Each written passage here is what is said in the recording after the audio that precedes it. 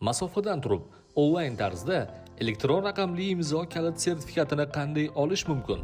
Dastlab eimzo.soliq.uz veb-saytiga kiriladi va bosh sahifadagi elektron kalit olish tugmasi, so'ngra ariza shaklini to'ldiring tugmasi bosiladi. Shundan so'ng yuridik yoki jismoniy shaxs maqomi tanlanib, belgilangan maydonlar to'ldiriladi va keyingi qadamga o'tiladi. Ko'rsatilgan telefon raqamiga yuborilgan SMS shaklidagi tasdiqlash kodini kiritib, ariza va telefon raqami tasdiqlanadi. Navbatdagi qadamda elektron raqamli imzo kalit fayli nomi shakllanadi. Kalit yaratiladigan disk tanlanib, 8 xonali raqamlardan iborat parol kiritiladi va arizaning to'g'ri ekanligi tekshirilgach, QR kodni shakllantirish tugmasi bosiladi.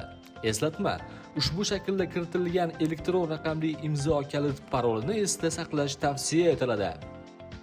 Shakllantirilgan QR kod oldindan mobil telefonga sozlangan soliq mobil ilovasining elektron raqamli imzo bo'limidagi elektron kalitni tasdiqlash tugmasi orqali skanerlanadi va Face ID orqali shaxs tasdiqlanadi. Face ID orqali ariza ma'lumotlari tasdiqlangandan so'ng kalit yaratish tugmasini bosib, elektron raqamli imzo uchun qo'yilgan parol 2 marotaba kiritiladi va shundan so'ng kalit faollashadi.